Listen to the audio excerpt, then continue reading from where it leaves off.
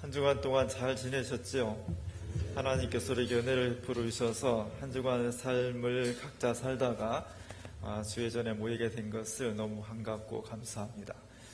오늘 찬양에 우리의 마음이 하나님을 향해서 많이 넓혀지고 주님의 은혜가 우리의 삶 속에 잠재되는 그런 계기가 될 수 있기를 간절히 바랍니다.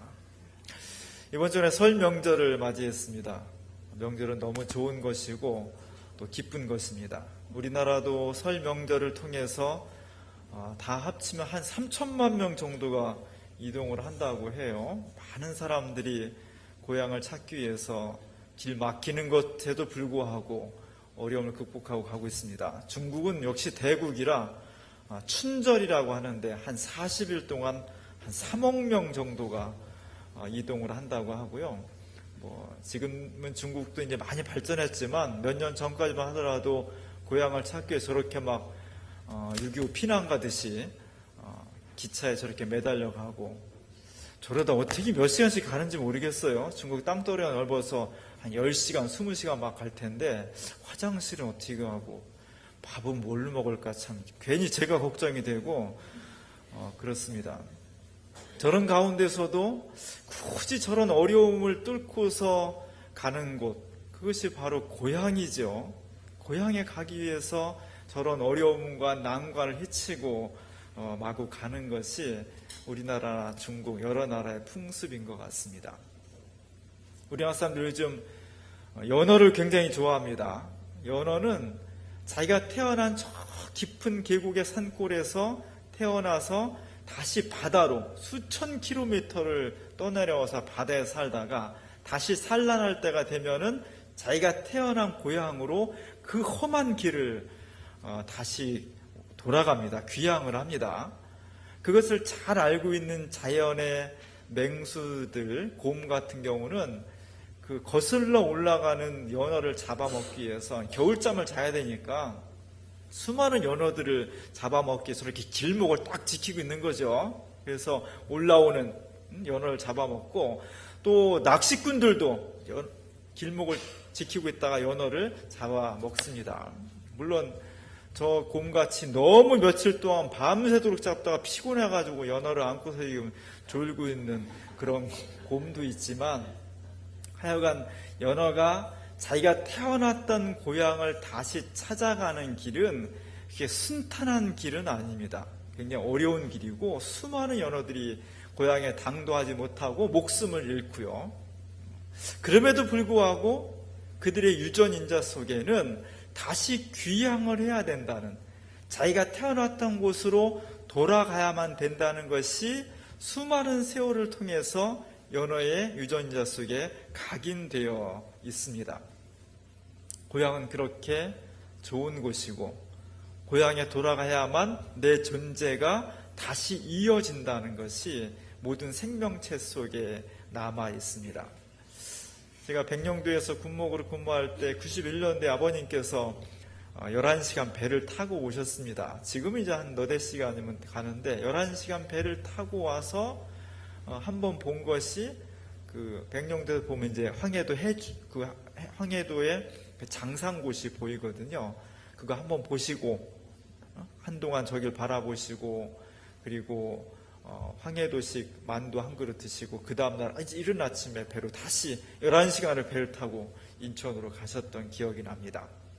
아버님은 황해도 황주분이셨는데 정말 일사후퇴 때 2달이나 석 달만 남쪽으로 피해 있으면 그 이후에는 당연히 고향으로 돌아간다는 것을 요만큼도 의심하지 않았는데 그것이 평생 동안 돌아가실 때까지 결국은 고향의 부모님을 뵙지 못하고 형제들을 만나지 못하고 그냥 돌아가시고 말았습니다.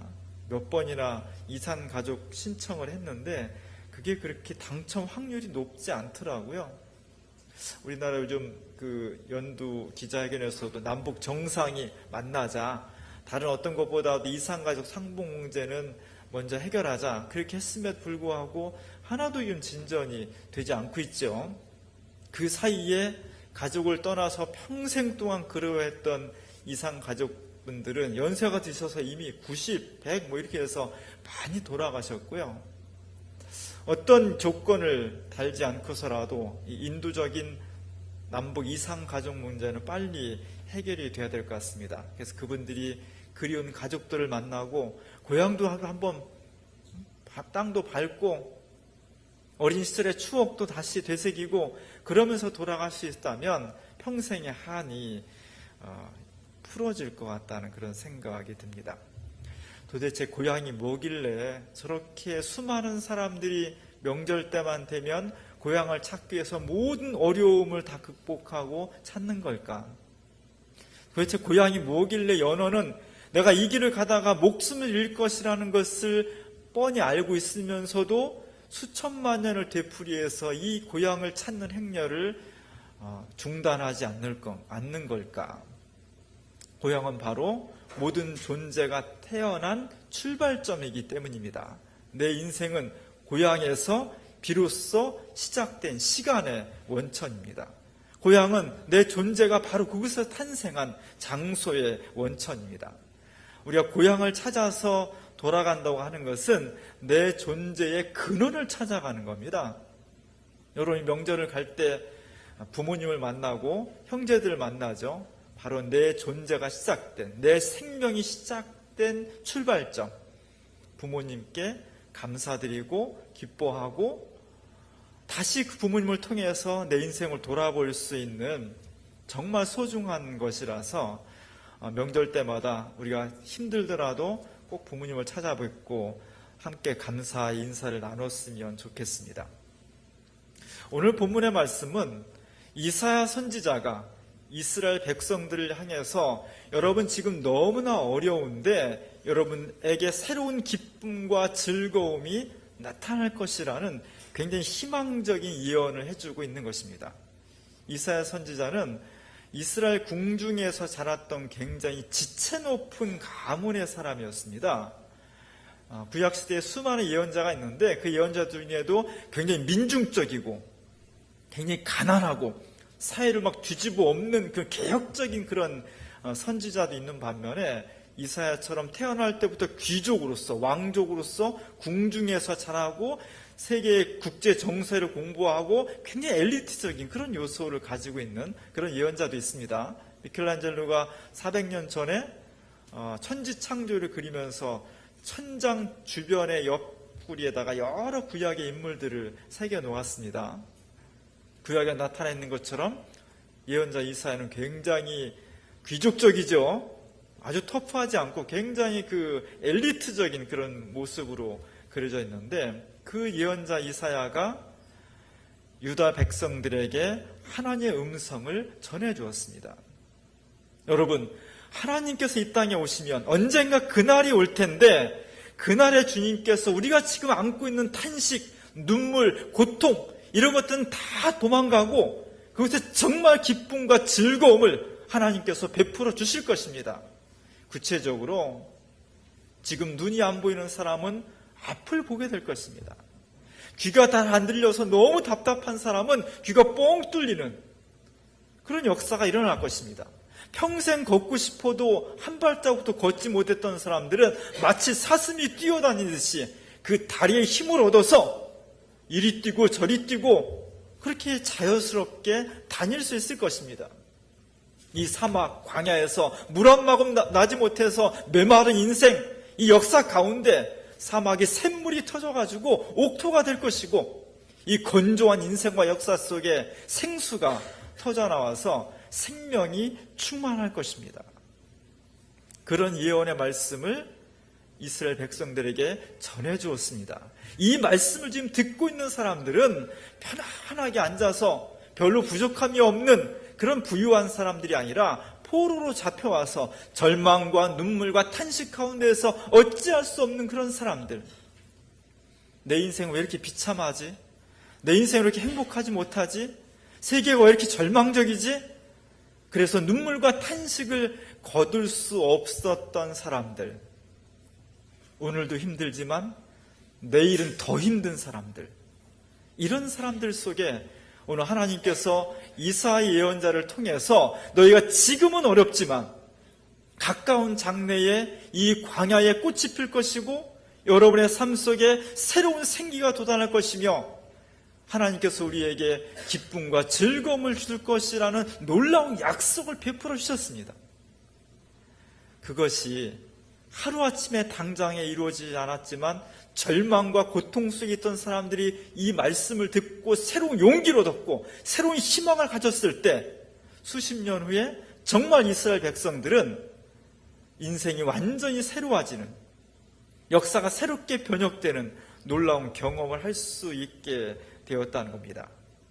기쁨과 즐거움이 우리의 삶 속에 나타날 것입니다. 새로운 소망이, 새로운 역사가 우리 앞에 나타날 것입니다. 오늘 이사야 예언자의 이 음성을 믿음으로 받아들이는 사람들에게 2500년 전에 유대 백성들에게 나타났던 놀라운 기적이 바로 오늘 우리의 삶 속에서 새롭게 베풀어 줄 줄로 믿습니다. 오늘 10절에 보면 이 말씀이 결국 지향하는 장소는 어디냐면 시온입니다. 시온. 원래 시온이라는 곳은 예루살렘의 한쪽에 작은 산이에요. 언덕이었습니다. 그냥 별 볼 일 없는 곳이었는데 3000년 전에 이스라엘의 왕이 되었던 다윗 왕이 이스라엘의 정신적, 종교적 중심 역할을 했던 법궤, 그곳에 하나님의 십계명 돌판이 들어있었던 생명의 법궤를 저 먼 곳에서 예루살렘으로 이동해 왔어요. 그리고 이 시온산 언덕에다가 그 법궤를 두었습니다. 그것을 통해서 이스라엘 사람들은 이제 시온산이야말로 하나님과 이스라엘 백성들 사이에 중심적인 관계가 되었고, 어렵고 힘들 때마다 그들이 시온산에서 법궤를 향해서 새로운 도전과 용기를 얻을 수 있는 그런 신앙과 이스라엘 역사의 중심지가 되었습니다.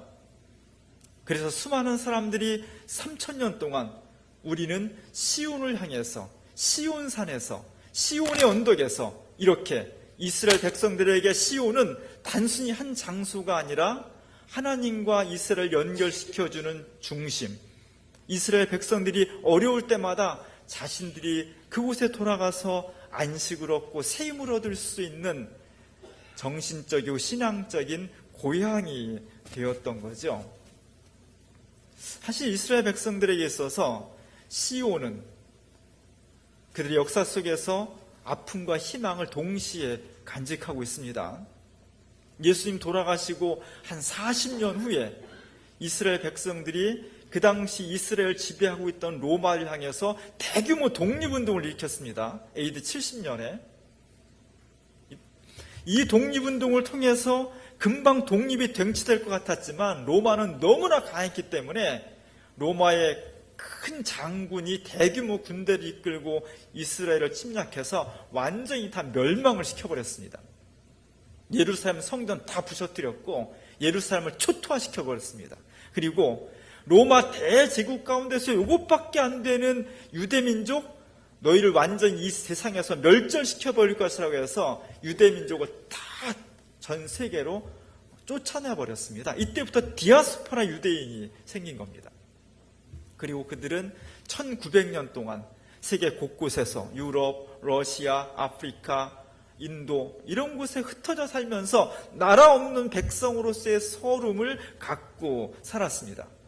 그러다가 17세기, 18세기부터 유럽에서 있었던 유대인들이 우리가 다시 우리의 민족과 나라를 다시 만들자, 다시 우리의 땅으로 돌아가서 이 서름 받지 않고 하나님의 백성의 나라를 다시 건국하자, 그런 운동을 활발하게 벌였습니다. 그래서 돈도 모으고 각국 정부에 로비도 하고 이런 운동을 시오니즘 운동이라고 붙였습니다. 그래서 드디어 2차 대전에 유대인들이 혁혁한 공을 세움으로써 영국과 미국을 통해서 1948년도에 이스라엘 땅에 다시 이스라엘이라는 나라를 건국하게 된 겁니다. 이것이 시오니즘 운동이에요. 물론 이것 때문에 지금도 팔레스타인에는 전쟁이 계속되고 있습니다. 1900년 만에 이스라엘 민족을 건국한 유대인들은 너무너무 행복하고 기쁘고 감사했죠. 반대로 1900년 동안 그 땅에서 살았던 팔레스타인 사람들은 어느 날 갑자기 세계 강대국들을 앞세워서 유대인들이 쏟아져 들어오니까 자기 땅에서 다 쫓겨났습니다. 팔레스타인 난민지에서 살게 되고, 힘으로는 어쩔 수 없고 여러 번의 전쟁을 일으켜서 다시 그 땅을 되찾고자 했지만 유대인들이 가지고 있는 자금, 정보, 기술, 강대국들의 힘, 이런 것들을 당해낼 수가 없었던 거죠. 그래서 지금은 팔레스타인 땅에서 계속해서 시오니즘 운동과 이것에 반대하는 회교 근본주의 운동이 대립을 하고 있는 겁니다. 그 극단적인 대립이 알카에다라든지 탈라반이라든지 최근에는 이슬람 국가라는 IS라는 강력한 조직이 만들어지면서 마구 사람들 잡아다가 그냥 총살시키고 모가지 잘라 죽이고 막 화형시키고 이런 극단적인 대립이 일어나게 되는 거죠. 아마 역사가 진행되는 동안 이 시온을 중심으로 한 서방 세계 유대인들과 그리고 이슬람권의 이 대립과 갈등은 쉽게 가라앉지 않을 것 같습니다.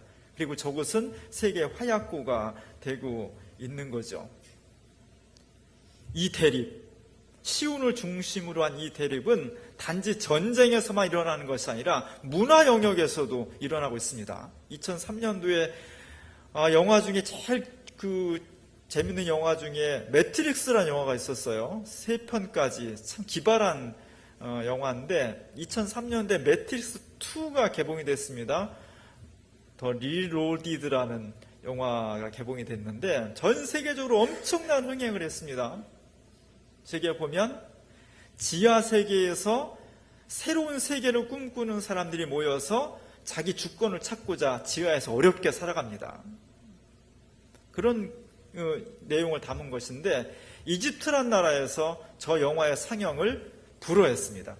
왜 불허했냐면 저 영화를 보니까 이렇게 억압 속에 있었던 미래의 사람들이 새로운 구원을 얻게 되고 해방을 얻게 되는데 그것은 네오라는 메시아가 나타나서 그들을 구원한다. 이 구조가 회교하고는 반대인 기독교적인 정서를 대변하고 있고 특별히 지하 세계에서 저렇게 사람들이 모여서 집회를 하고 새로운 결사항전을 다지고 자유를 꿈꾸고 하는 저곳의 이름을 시온이라고 졌기 때문에 이것은 회교의 정서와 맞지 않는다고 해서 이집트에서 저 영화를 상영을 금지했다고 해요. 이렇게 시온을 중심으로 한 대결과 대립은 단지 경제, 정치, 군사적으로만 있는 것이 아니라 영화 한 편에서까지도 유대주의와 반유대주의가 격렬하게 지금 대립을 하고 있었다는 겁니다. 어쨌든 2000년 동안 그 이전부터 시온은 이스라엘과 반이스라엘 진영에서 하나의 중심적인 역할을 하고 있었다는 것.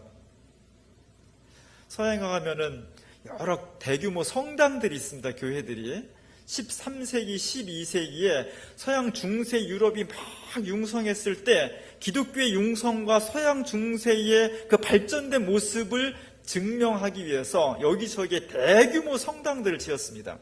대표적인 성당이 프랑스의 사르트르 성당하고 노틀담 성당입니다. 노틀담 성당 안에 들어가면 저희가 제단이에요. 개신교는 저런 그 형상을 못 놓게 돼 있지만 캐톨릭은 저렇게 형상을 놓습니다. 제단이 저기 있습니다. 어느 곳에 가든지 사르트르든 쾰른이든 어느 곳에 가든지 서양에 있는 성당들, 교회들의 제단은 어느 쪽 방향을 향하고 있냐? 동쪽 방향을 향하고 있습니다. 왜 동쪽입니까? 시온을 향하고 있는 거예요.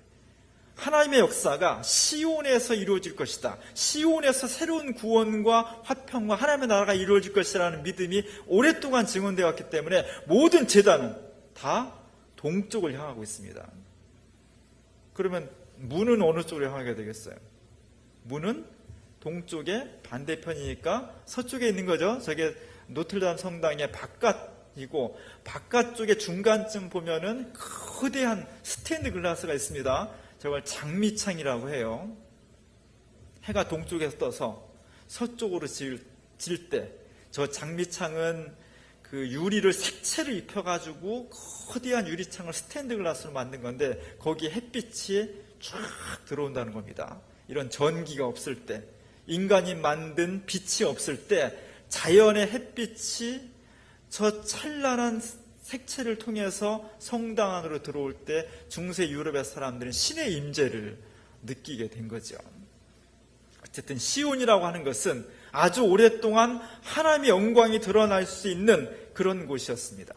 바로 그곳이 기독교와 유대교, 하나님 믿는 종교가 자신들이 출발했다고 생각하는 신앙과 정신적인 고향이 되는 겁니다.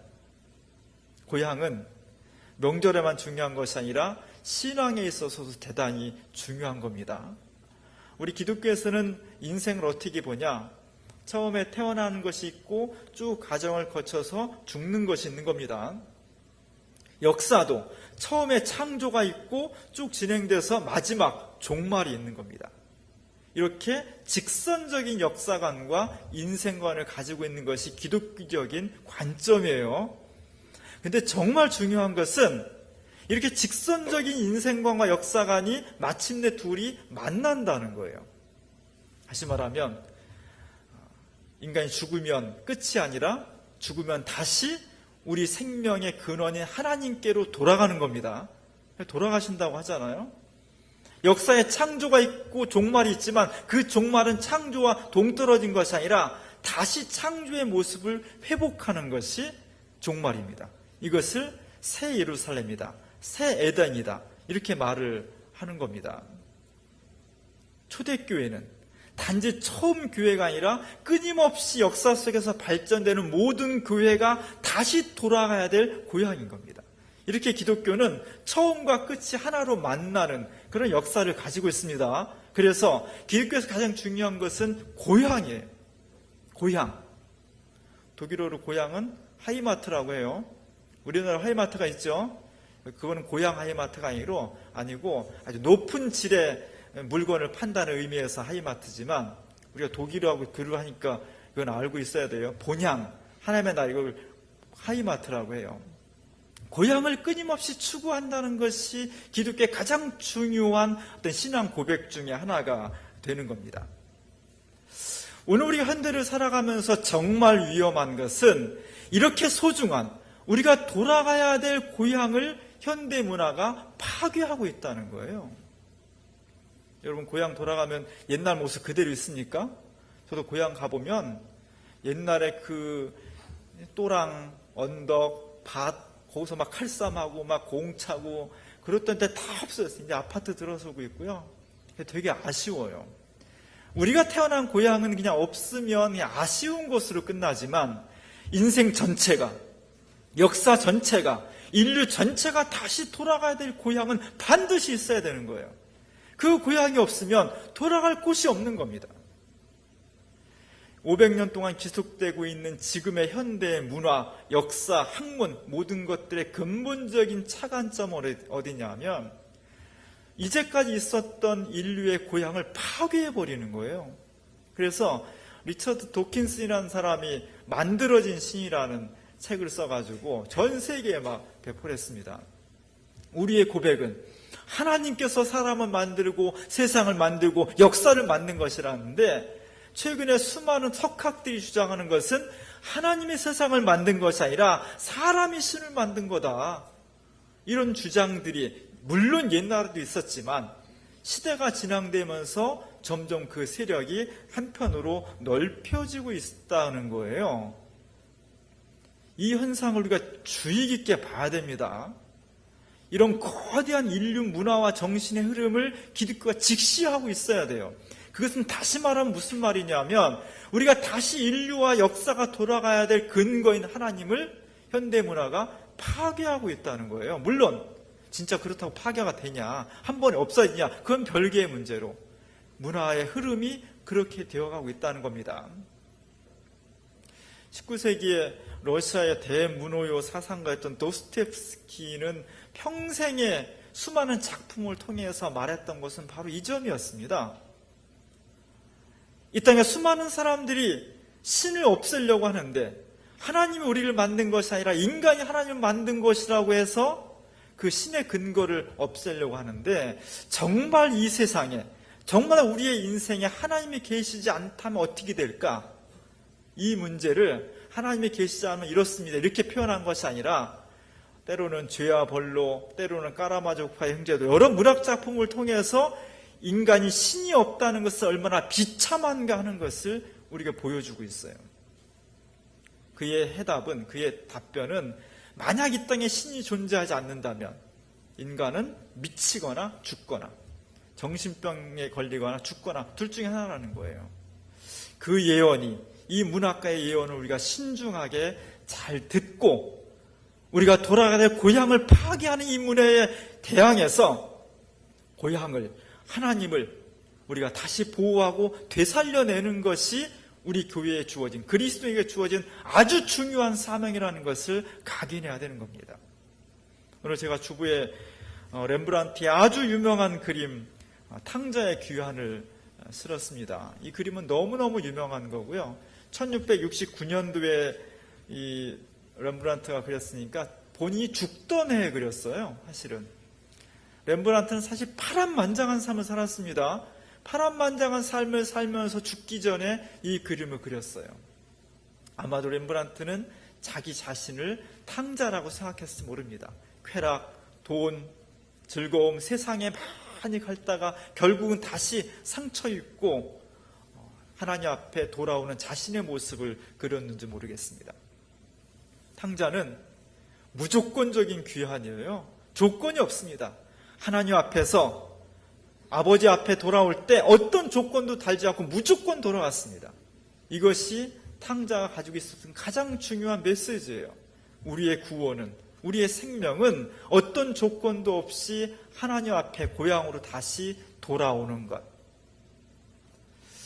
우리가 성경을 읽어보면 탕자가 집을 떠날 때 어땠을까요? 너무너무 당당했을 겁니다. 그 젊은 나이에 이제 더 이상 아버지의 잔소리, 아버지의 관심, 아버지의 구속 나는 필요 없어. 난 충분히 성숙했고 자신 있고 이 세상을 당당하게 살 수 있을 것이라고 그렇게 떠났습니다. 그리고 정말 쉽지 않을 것 같았던, 아버지가 돌아가시지도 않았는데 그 유산을 미리 받는, 쉽지 않을 것 같았던 일도 이루어졌습니다. 젊음, 건강, 패기, 꿈, 거기다 돈까지. 이거 가지고 세상으로 나가서 펑펑 썼어요. 얼마나 좋았을까요? 나도 한 번은 걸어보고 싶은데 하여간 수많은 사람들이 몰려와서 친구가 됐고 같이 살자고 하고 높여주고 얼마나 신났을까요? 그러나 그 시절이 끝났을 때 그에게 남은 것은 아무것도 없었습니다. 친구도 없었고 결국 남은 것은 먹고 살 한 끼 먹을 것조차 없어서 돼지가 먹는 쥐엄나무 열매를 먹으면서 살아갈 수밖에 없었습니다. 그 지경이 되었을 때와 비로소 그는 자신의 근거, 자신의 인생과 생명이 돌아갈 곳이 여기가 아니라 아버지의 품이라는 것을 뒤늦게나마 깨달았던 거죠. 그리고 아버지에게 다시 돌아오게 됩니다. 이 돌아왔을 때 두 끌어안는 아버지와 아들 옆에 있던 사람들은 형이에요. 형과 형제들인데 그 형제들은 절대로 그를 반기지 않습니다. 여러분 집안에서도 다 형제들이 다 똑같습니까? 지질이 속썩이는 형제들이 있죠. 그 누구보다도 아는 혜택을 받았음에도 불구하고 철들지 않는 식구가 꼭 한 명씩 있습니다. 저 탕자같이 지껏 다 가져가서 다 쓰고 거지가 돼 돌아왔는데 뭐가 이쁘겠어요? 너는 그래도 싸다 이놈아. 무슨 낯으로 여기 돌아왔냐. 야, 냉담하게 지금. 이게 사실 우리가 일반적으로 그런 겁니다. 저게 맞는 거고 사실은. 그러잖아요. 뭐가 좋다고 저게 쌍수를 들고 환영하고 너 잘했다 그러겠어요. 저런 차가운 냉기가 탕자의 귀환 속에 저런 대답이 있었던 겁니다. 그럼에도 불구하고 딱 한 사람만은 저렇게 냉담할 수 없는 딱 한 사람이 있었어요. 그를 끝없이 끌어안으면서 그의 상처와 그의 방탕과 그의 죄를 아무런 조건 없이 끌어안는 그런 분이 있었습니다. 그분은 바로 탕자의 아버지였죠. 왜 그랬을까? 아버지만이 탕자가 떠난 뒤로 날마다 동구바까지 나가서 우리 아들이 언제 돌아오나, 그놈에 대한 서운함과 괘씸함, 배신감 이런 건 하나도 없고 우리 아들이 언제 돌아오나 날마다 나가서 기다린 거예요. 얼마나 기다렸는지 저 아버지의 눈이 짓물러 버렸어요. 눈이 짓무를 정도로 아들을 기다린 겁니다. 그 사랑, 그 아들에 대한 기대, 그 용서, 그 받아들임, 이것만이 다른 사람들은 다 형제의 혈육임에도 불구하고 탕자를 배척했지만 아버지만은 그를 끌어안을 수가 있었던 겁니다. 이 탕자는 정말 거지가 됐습니다. 얼마나 거지가 된지 보면은 신발이 그냥 다 너덜너덜해서 한쪽은 벗겨졌고 한쪽은 완전히 다 닳아서 저것이 얼마나 탕자의 지금 현존 상태를 적나라하게 보여준 거죠. 탕자는 정말 나쁜 놈이었습니다. 철없는 녀석이었고 정말 방탕한 사람이었습니다. 그럼에도 불구하고 그는 10가지 중에 9가지를 다 못했어요. 딱 한 가지 잘했어요. 그가 정말 죽음의 자리에 이르렀을 때, 아무도 그를 돌아보지 않았을 때, 스스로 절망하고 자책할 수밖에 없었을 때, 내가 이제라도 아버지에게 돌아가야 되겠다는 딱 한 가지, 이게 잘한 거예요. 근데 그 한 가지가 다른 9가지 못한 것을 다 상쇄하고도 남을 정도로 구원의 유일한 조건이었다는 겁니다. 우리가 인생을 살면서, 역사를 살면서 다 잘할 수 있겠어요? 잘못하는 것도 있습니다. 그러나 반드시 지켜야 될 것, 나의 근거, 내가 돌아갈 고향, 나의 생명의 근원만은 끝까지 붙들고 있어야 돼요. 그것만은 끝까지 지키고 있어야 됩니다. 그것이 우리의 구원을 주는 가장 유일하고도 분명한 조건이 되는 겁니다. 오늘 이사야 선지자가 명절을 맞이하고 있는, 그래서 고향을 찾고자 하는 우리들에게 정말 기쁜 소식을 전해주고 있습니다. 여러분, 눈이 안 보여서 얼마나 답답했습니까? 눈이 활짝 보일 것입니다. 귀가 안 들려서 얼마나 답답한 인생을 살았습니까? 귀가 활짝 열릴 것입니다. 여러분, 다리에 힘이 생길 것이고 사막에 수로가 생길 것이고 꽃이 필 것이고 여러분을 근심하게 하는 눈물과 아픔과 한숨은 다 달아날 것이고 그곳에 정말 기쁨과 감사와 즐거움이 우리의 삶에 충만할 것입니다. 이 약속을 믿음으로 받아들이시 바랍니다. 지금 내 삶을 옥죄고 있는 것, 내 한숨, 절망 이런 것들이 있을지라도 하나님 앞에 서면 이 모든 것은 사라지고 하나님의 영광만이 가득할 것이라는 것을 믿는 백성들에게 놀라운 기적이 일어납니다. 정말 이런 세상이 됐으면 좋겠습니다.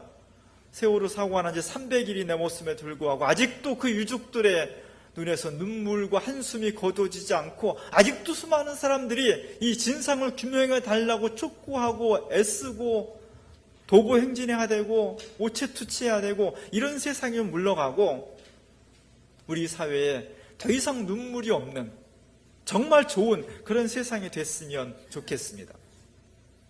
한쪽에서는 눈물이 이렇게 많고 아픔이 있는데 수십억에 수십조 원의 돈을 쏟아붓고 자원을 낭비했음에도 불구하고 내가 이렇게 잘했다고 대통령 회고를 내면서 나 이렇게 잘했다고 지난주에 우리 영상 봤죠? 저거 다 거짓말이라고?